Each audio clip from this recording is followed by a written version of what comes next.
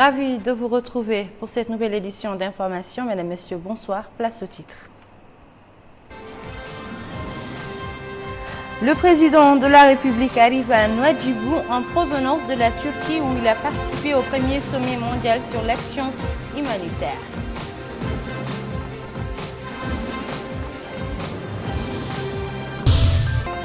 En marge du premier sommet mondial de l'action humanitaire d'Istanbul, le président de la République reçoit en audience dans le lieu de son résidence les étudiants mauritaniens de Turquie. La police grecque évacue le camp d'Idomeni à la frontière avec la Macédoine, un camp qui abrite des milliers de migrants. Merci de vous joindre à nous et nous ouvrons ce journal par le message de félicitations du président de la République Mohamed Ould Abdelaziz adressé à Sa Majesté Abdallah II, souverain de la Jordanie à l'occasion de la fête nationale de son pays. Le chef de l'État a réitéré la volonté de la Mauritanie de poursuivre les efforts pour renforcer et développer les relations de fraternité et de coopération existant entre nos deux pays frères. Un autre message de félicitations adressé par le président de la République Mohamed Ould Abdelaziz à Mauricio Macri, président de la République d'Argentine à l'occasion de la fête nationale de son pays. Le chef de l'État a réitéré la volonté du pays de la Mauritanie de poursuivre les efforts pour renforcer et développer davantage les relations d'amitié et de coopération existant entre les deux pays. Le président de la République, Mohamed Ould Abdelaziz, est arrivé ce soir à Nouadhibou en provenance de la ville d'Istanbul, en Turquie, après avoir participé au premier sommet mondial sur l'action humanitaire qui s'est tenu du 23 au 24 mai 2016. Le président de la République a été accueilli à son arrivée à l'aéroport international de Nouadhibou par le wali de Dakhlet Nouadhibou, Mohamed Ould Ahmed Youra, du président de la zone franche de Nouadhibou, Mohamed Ould Daf, des membres du gouvernement, du chef d'état-major général des forces armées, des autorités administratives et municipales et les élus de la wilaya. Au cours de son séjour à Nouadhibou, le président de la République inaugurera deux patrouilleurs de haute mer qui ont été construits en République populaire de Chine sur financement de l'État mauritanien et qui ont une grande capacité d'intervention. Ils contribueront donc à sécuriser les eaux territoriales mauritaniennes. Au cours de son voyage, le président de la République était accompagné d'une importante délégation comprenant notamment Mariam Mint Ahmed Djitetekber, Cheikh Tourad Ould Abdel Malik, commissaire aux droits de l'homme et à l'action humanitaire, Ahmed Ould Bahia, directeur de cabinet du président de la République, Mohamed Ahmed Ould Mohamed Lamine Leqouersi, ambassadeur de la Mauritanie en Turquie, Mohamed Israq Sid Sad Elemine, conseiller à la présidence de la République, Zaidan Ould Ahmeida, chargé de mission à la présidence de la République, Mohamed Ould Talib, chargé de mission à la présidence de la République, Mbarek Ould Beyrouk, conseiller à la présidence de la République, El Hassan Ould Ahmed, directeur général de protocole d'État. En marge du premier sommet mondial de l'action humanitaire qu'a abrité Istanbul, le président de la République Mohamed Ould Abdelaziz a reçu en audience dans le lieu de sa résidence à Istanbul les étudiants mauritaniens de Turquie. L'audience s'est déroulée en présence du directeur du cabinet du président de la République Ahmed Ould Bahia et de l'ambassadeur de la Mauritanie en Turquie, son Excellence Mohamed Ahmed Ould Mohamed Lamine Ould Leqouersi.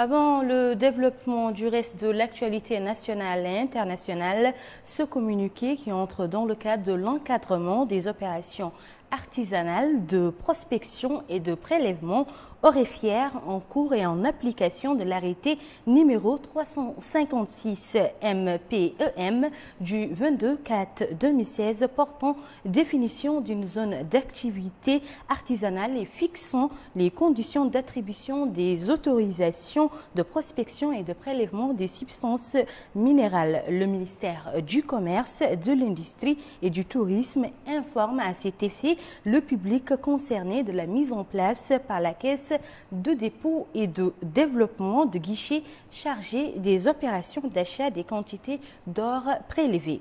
Ces guichets seront ouverts au niveau de Nouakchott et à Chami à partir du jeudi 26 5e mois 2016 à 8 h. Les quantités minimales d'or recevables est de 100 grammes.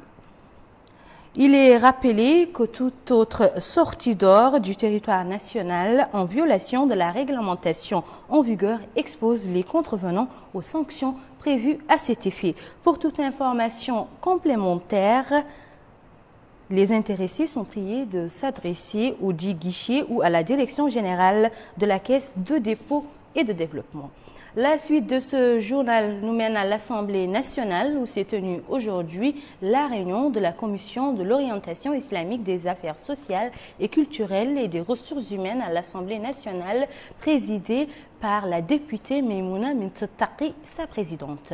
Réunion consacrée à la discussion du projet de loi abrogeant et remplaçant la loi 97-021 du 16 juillet 1997 relative à l'organisation et à la promotion de l'éducation physique et sportive en République islamique de Mauritanie. La commission a suivi à cet effet un exposé détaillé présenté par la ministre des Affaires sociales, de l'enfance et de la famille, ministre de la Jeunesse et des Sports par intérim, Dr Fatma Habib, sur les principaux axes introduits par la nouvelle loi permettant de promouvoir l'éducation physique et sportive et de créer un cadre juridique favorable à l'organisation de ce domaine.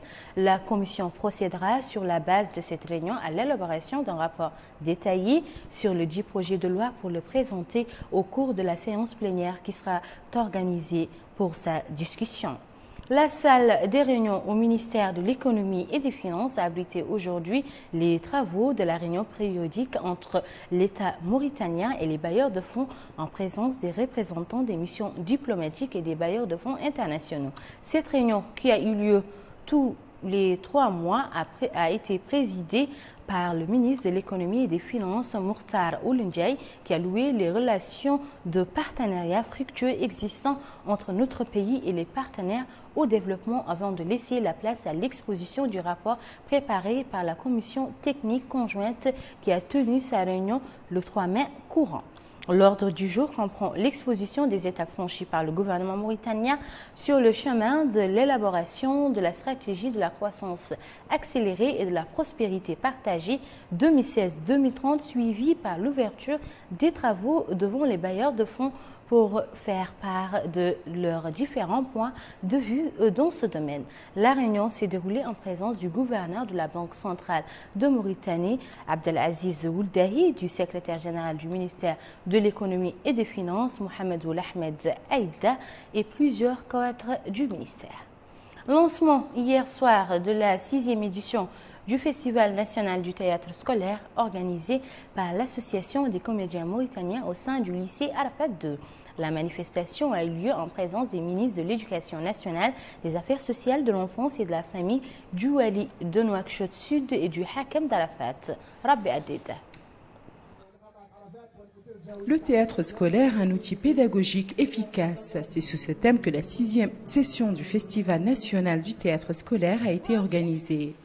L'objectif de cette rencontre consiste à dévoiler les talents à travers les différentes rencontres artistiques et les échanges entre les encadrants et les enfants, à toutes les formes de la pratique théâtrale et à la promotion de l'éducation artistique à l'école.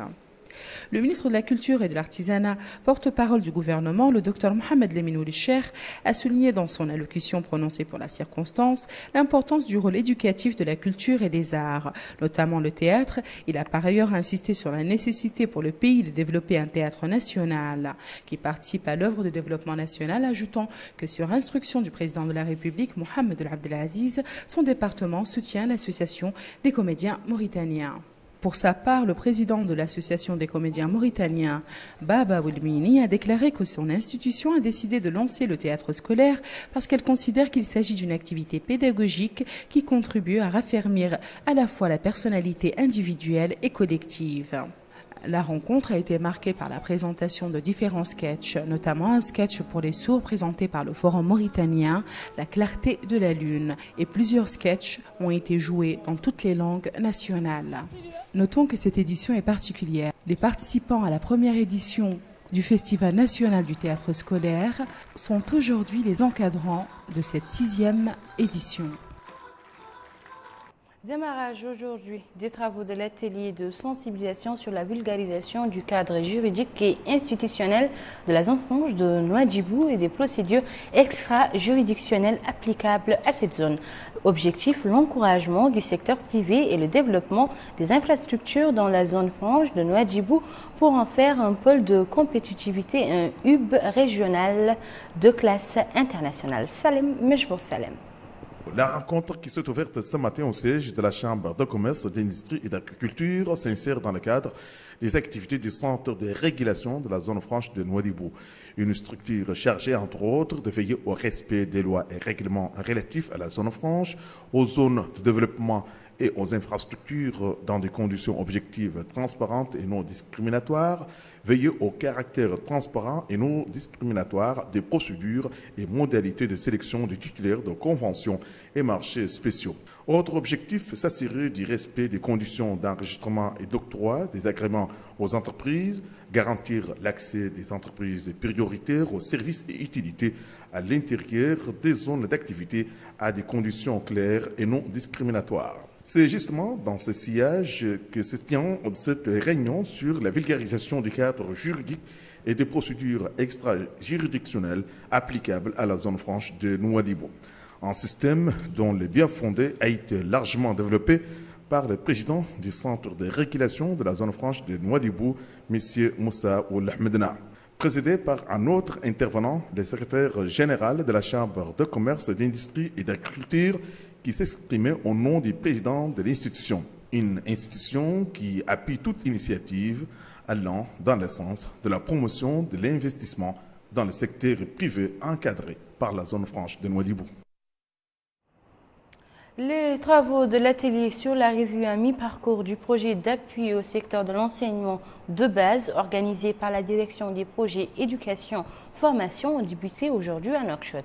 Cette revue vise à évaluer l'état d'avancement de l'exécution du projet, à discuter les défis qui entravent la réalisation de tous les objectifs escomptés et à étudier les moyens permettant de les surmonter. Le point avec Rabi Adeda. Cette rencontre consacrée à l'étude de la revue à mi-parcours du projet d'appui au sous-secteur de l'enseignement de base mettra la lumière sur les progrès enregistrés lors de la mise en œuvre du premier programme national de développement au secteur de l'enseignement. Des progrès dont on peut citer notamment l'élargissement de l'accès et de la couverture scolaire, particulièrement au fondamental, où le taux brut de scolarisation a progressé de 10 points, se situant à près de 100%.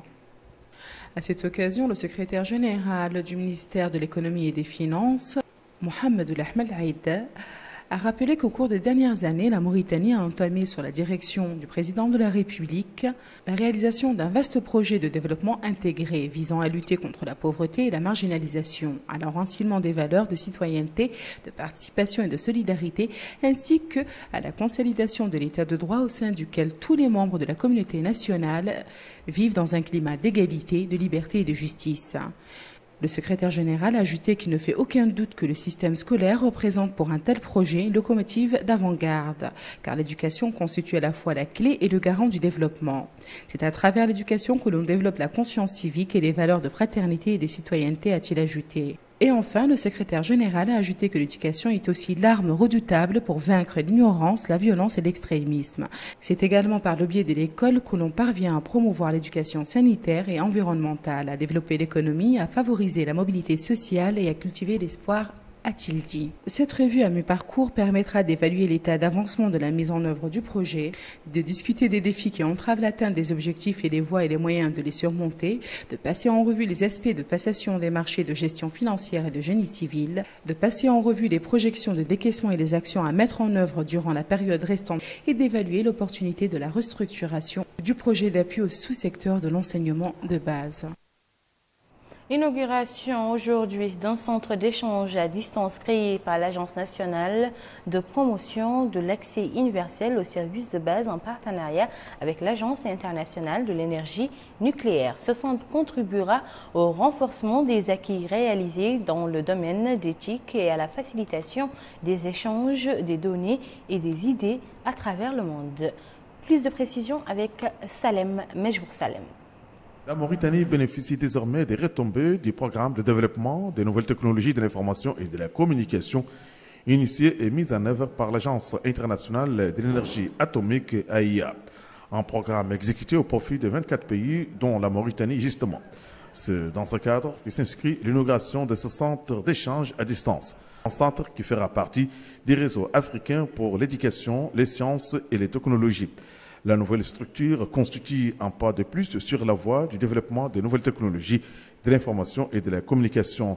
Cette structure permettra d'élargir les capacités des services du gouvernement impliqués dans le développement et généralisation des technologies au profit des populations, notamment en milieu jeune, à l'exemple des écoliers, lycéens et étudiants, comme l'illustre cette démonstration dans un lycée de Nouakchott.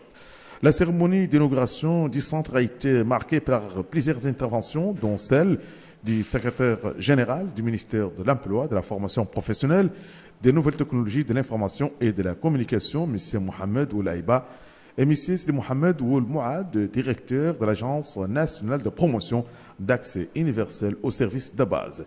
Ils ont tour à tour souligné l'importance de ce centre dans le développement des nouvelles technologies de l'information et de la communication en Mauritanie. Clôture hier soir au sein de la Chambre de commerce, d'industrie et d'agriculture de Mauritanie de la célébration de la journée mondiale de télécommunications et de la société d'information sous le thème l'entrepreneuriat dans le domaine d'éthique au service du progrès social, organisée par le ministère de l'Emploi, de la formation professionnelle, des technologies, de l'information et de télécommunications. À cette occasion, le directeur général de la Société pour le développement des infrastructures numériques, Mohamed Abdallah Khan, a présenté un exposé qui a souligné l'importance de la célébration de cette journée et le rôle que joue l'éthique dans le développement économique. Il a également mis en exergue la meilleure façon d'en tirer profit. La cérémonie de clôture a été marquée par la distribution de prix à 9 jeunes lauréats du concours sur les applications smartphone. La 6e édition de la semaine africaine de la vaccination placée sous le thème Comblons les lacunes sur la vaccination et restons sans polio a été célébrée par la Mauritanie hier à l'instar des autres pays de la région. La semaine a pour objectif de renforcer la couverture vaccinale au Tagan, jugée très faible au premier trimestre de 2016 par la sensibilisation, le plaidoyer, l'organisation des activités avancées et mobiles, ainsi que le renforcement de la chaîne de froid et de la formation du personnel de santé. Abdullah Dababa. Agir afin de renforcer la couverture vaccinale de la wilaya du Tagan, jugée très faible, tel est l'objectif principal de la campagne de sensibilisation de la Semaine africaine de la vaccination. Une campagne de sensibilisation sera menée afin que les enfants soient vaccinés et immunisés contre les pathologies. Instituée en 2010 à Malabo, cette 6e édition de la Semaine africaine de la vaccination a pour thème « Comblons les lacunes » sur la vaccination et restons sans polio. Le secrétaire général du ministère de la Santé, Ahmed Ould Sid Ahmed Ouldje, a affirmé que cette semaine africaine de la vaccination constitue la clé de voûte pour toutes les interventions sanitaires. Concernant les progrès réalisés dans ce domaine, le secrétaire général a souligné que la Mauritanie a fait des avancées notoires. Au plan de la lutte contre les maladies avec l'élaboration d'un cadre institutionnel et l'application d'approches participatives et la mobilisation de ressources nécessaires à la mise en œuvre. Pour sa part, le maire de la ville de Tijija, Salek Ould Salek, a exprimé la volonté de la commune qu'il dirige de soutenir tout effort visant la promotion des enfants et des femmes. La nécessité de vacciner les enfants et l'importance de cette campagne ont été évoquées. Cette semaine nous offre l'occasion de souligner l'importance de la vaccination pour sauver les vies de nos enfants en les protégeant contre des maladies mortelles. Comme l'a souligné Dr Moïti, directrice régionale de l'OMS pour l'Afrique, dans son message pour la circonstance, le thème de cette année souligne la nécessité d'assurer une couverture vaccinale universelle et maximale dans la région africaine. Ce thème célèbre aussi l'important jalon que vient d'atteindre la région africaine en matière d'éradication de la poliomyélite et rappelle au pays la nécessité de continuer à faire preuve de vigilance afin de rester sans polio. Après cette cérémonie, une présentation a été effectuée, présentation évoquant la couverture vaccinale de la wilaya pour l'année 2015, les motifs de consultation et les maladies décelées chez les patients. Les différentes séquences de cette campagne de sensibilisation ont été énoncées. Elle est basée essentiellement sur d'abord les activités de sensibilisation qui seront faites par le réseau des ONG, le réseau VACNet, qui va organiser des réunions dans les deux Mouqata'a, la Mouqata'a de Tijija et Moucheria, avec les associations et groupements féminins, pour les sensibiliser sur les thèmes importants sur la vaccination, dont par exemple la conservation de la carte. La deuxième activité qui sera organisée, c'est un atelier qui sera organisé avec l'ADRAS ainsi que les principaux responsables des structures sanitaires de la région pour discuter avec eux de tous les aspects liés à la vaccination et en particulier à la couverture vaccinale. La troisième activité, c'est un plaidoyer. En même temps, un atelier sera organisé pour les décideurs et pour l'administration. Les femmes enceintes et mères ont reçu des prix au cours de cette cérémonie de lancement. En marge de sa visite, le secrétaire général du ministère de la Santé s'est rendu au poste de santé de la wilaya du Tagan. Sur place, il a reçu des explications de la part des responsables sur la nature des prestations offertes aux citoyens. Démarrage aujourd'hui des travaux d'un atelier de formation organisé par le ministère de la Santé en partenariat avec l'Organisation mondiale de la santé sur le guide national de prévention et de contrôle des infections dans les structures de soins. Objectif, renforcer les capacités du cadre médical dans l'application rigoureuse des précautions standards pour éviter les infections. Cherna Sadou. L'hygiène est le principe fondamental de la prévention et du contrôle des infections en milieu hospitalier. Cette formation de 10 jours au profit des fonctionnaires du ministère de la Santé qui est en première ligne en cas d'épidémie permettra de les munir de l'expérience nécessaire pour faire face aux épidémies afin de mener à bien leur mission. Le chargé de mission du ministère de la Santé, secrétaire général par intérim Ahmed Jiddou Oulzein, a mis en exergue la politique adoptée par la Mauritanie pour munir les fonctionnaires de son département des moyens nécessaires pour accomplir leur mission à bien, à travers la formation continue et l'amélioration des conditions de travail de son personnel. Les participants doivent arriver à prévenir et à contrôler les infections en préconisant ces 5 mesures. Instaurer un programme d'hygiène des mains intensif dans leurs établissements de soins, nettoyer et décontaminer l'environnement et l'équipement, instaurer des précautions de contact avec tout patient colonisé ou infecté par une bactérie ou un virus, procéder à des tests de dépistage de pathogènes multirésistants et donner un compte-rendu régulier des taux des infections des travailleurs de première ligne à la direction de l'hôpital afin de renforcer les mesures nécessaires.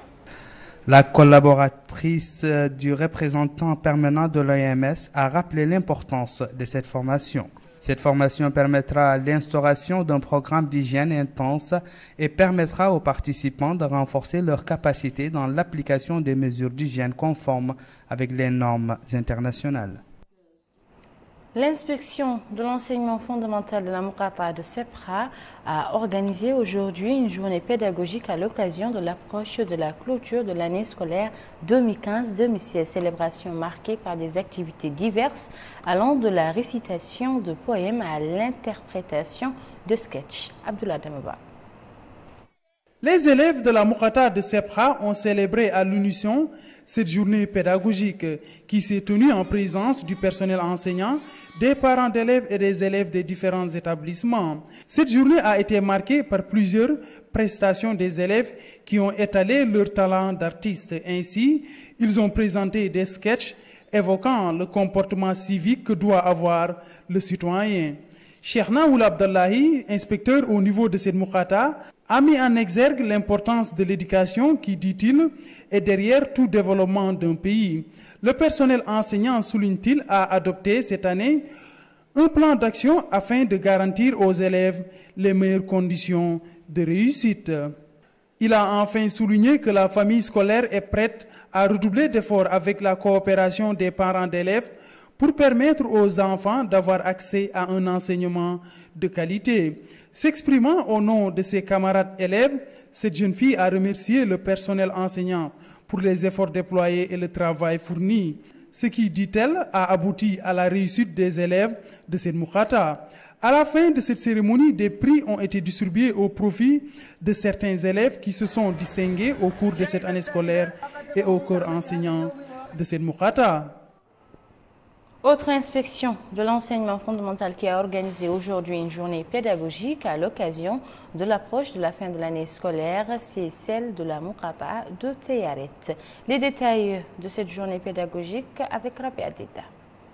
L'inspection de l'enseignement fondamental de la Muqata de Tayaret n'a ménagé aucun effort pour la réussite de l'année scolaire 2015-2016, en mettant en avant l'importance de l'éducation pour la garantie du développement. Dans un mot prononcé pour la circonstance, l'inspecteur de la Muqata de Tayaret, Mustafa Oulbedana, a indiqué que cette activité s'inscrit dans le cadre de l'animation pédagogique prônée par le ministère de l'Éducation nationale, visant à découvrir le génie des élèves pour le développer. Il a affirmé que l'inspection accorde une importance particulière au suivi, à l'encadrement, au contrôle et à l'évaluation. Et enfin, il a ajouté que cette année scolaire a été bien préparée du fait que toutes les écoles de la Muqata ont bénéficié du nombre d'enseignants suffisant pour accomplir leur mission, garantissant ainsi un bon suivi aux élèves de la Muqata et évitant ainsi la déperdition scolaire. De son côté, Aïchemet Mohamed Val, porte-parole de l'association des parents d'élèves de la Muqata de Tayaret, a affirmé que cette activité est la consécration même d'une année scolaire qui était riche pédagogiquement parlant, avant de remercier l'inspection et à travers elle le département de l'éducation pour l'attention accordée cette année à l'acquisition du savoir par les élèves. Cette manifestation a été marquée par les distributions de prix aux élèves lauréats et au staff pédagogique qui a su encadrer les élèves tout au long de l'année scolaire et de plusieurs activités artistiques comportant la récitation de certains poèmes et chansons en plus de pièces théâtrales et de sketchs invitant à l'acquisition du savoir. L'actualité internationale à présent pour clôturer ce journal en bref et en images avec Chernof Chersadou. La police grecque a commencé aujourd'hui l'opération d'évacuation du camp d'Idoménie à la frontière avec la Macédoine qui compte des milliers de migrants dont plus de 1500 ont déjà été transférés dans des centres d'accueil proches. L'opération entamée peu après le lever du soleil se poursuivait cet après-midi sans tension et devrait durer environ une semaine selon le gouvernement et la police. Près de 700 policiers assistés par un hélicoptère participaient à l'opération qui vise à terme l'évacuation totale des quelques 8400 personnes qui s'entassaient encore hier dans le camp, vivotant depuis des mois dans des conditions régulièrement dénoncées par les organisations humanitaires. L'Autriche a retenu son souffle toute la journée d'hier dans l'attente de connaître le vainqueur d'un duel présidentiel au coude à coude qui pouvait voir l'élection du premier chef d'État d'extrême droite en Europe. C'est finalement le candidat écologiste Alexander Van der Bellen qui l'a emporté de justesse avec 50,3% des voix contre 49,7% pour Norbert Hofer.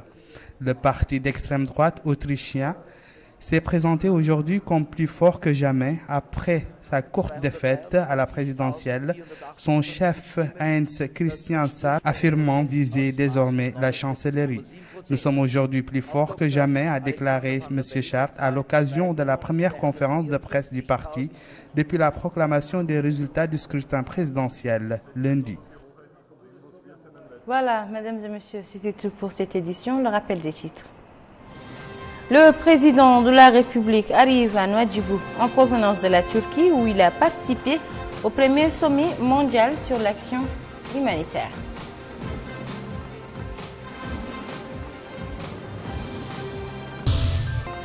En marge du premier sommet mondial de l'action humanitaire d'Istanbul, le président de la République reçoit en audience dans le lieu de sa résidence les étudiants mauritaniens de Turquie. La police grecque évacue le camp d'Idomeni à la frontière avec la Macédoine, un camp qui abrite des milliers de migrants. Où que vous soyez, c'était un réel plaisir pour moi de partager avec vous ces moments d'information. Le JTF revient demain soir à la même heure. En attendant, passez d'agréables moments en compagnie des programmes d'Al Mauritania.